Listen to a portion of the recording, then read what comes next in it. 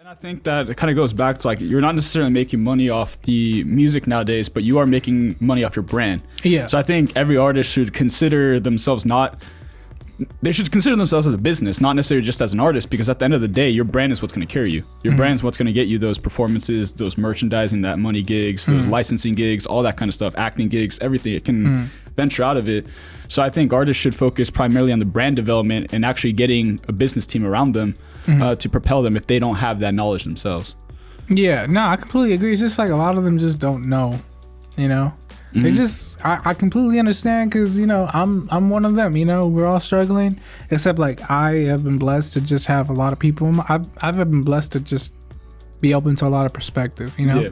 The first person that helped me out a lot was like Adam, you know, Adam's like, he's like my best friend, you know, produces some of my songs, you know, he helped me through, he was there from the beginning, you know, and he always helped me with like a lot of creative advice on how to present myself on my Instagram and how to like be perceived by your audience. And that like opened more doors for me to have more perspective towards other people, you know, like I met you, you know, you opened like my eye on, you know, how the market kind of works. I met Ethan, you know, Ethan's like guy who kind of sound engineers some of my music or most of it.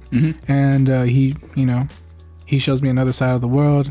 You know, it's just like, as long as you're open to perspective and not just, you know, in your own world, and you're open to community. That's like a lot of artists like that, you know, they're just so caught up in their own world, and it's so hard for like an artist to understand the value of what it means to be an entertainer or like a performer, you know, like an entertainer is someone who like, I feel like somebody who's like always surrounded by people, and like you aren't an artist.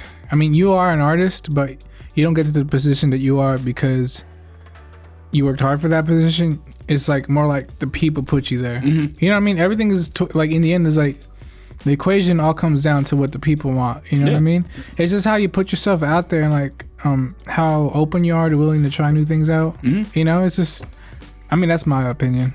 Yeah, no, I think that's a good point. I think that kind of goes back to artists right now that, I mean, there's a bunch of content obviously nonstop coming out. There's music left and right, every single genre of music, there's nonstop content, which is hard to differentiate in it. But I think as an artist, as you start progressing and maturing, you do have to build a team around you, what you just kind of brought up, to give you those different perspectives. Because if you're kind of stuck on your own, like, I'm only doing what I want to do kind of thing, at the end of the day, your content is what you want to do. But the progression as an artist you shouldn't be involved with every aspect, because then you're going to spread yourself way too thin, and you're not going to be able to do what you're there to do, which is being the creative. So a lot of artists, I think, should be kind of formulating a team around them based off the skills or the gaps that they might not have.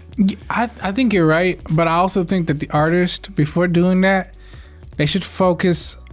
I mean, for me, when I started off, I didn't have any support, you feel me? And like I started off by myself, you know, in the garage with, you know, just laptop and, you know, just me, myself, and I had to work on myself first. I feel like if the artist is comfortable with who they are as a person and like comfortable with their craft and what they do, then I feel like they can branch out to other people. I mean, that's like how I started off, because once I was comfortable with who I was and I knew what exactly were my strengths and what exactly were my weaknesses, I was able to look towards people who were better than me at certain areas and or who could fill out the gaps that I needed, you know.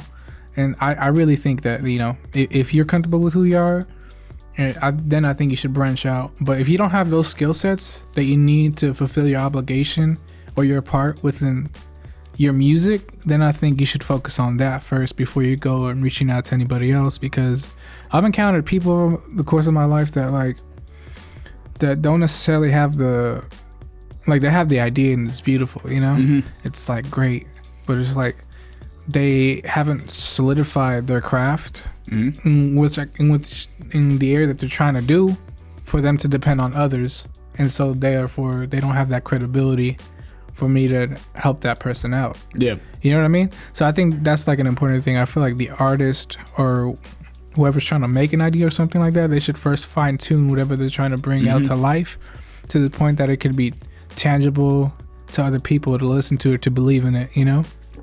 An idea is just an idea, you know, but like how can I, you know, it's like, you know, like when it comes to like putting money into a product, you know, it's like I don't know what I'm investing in if you don't like show me like a clear idea of what you exactly you want me to do. But yeah, that's my opinion.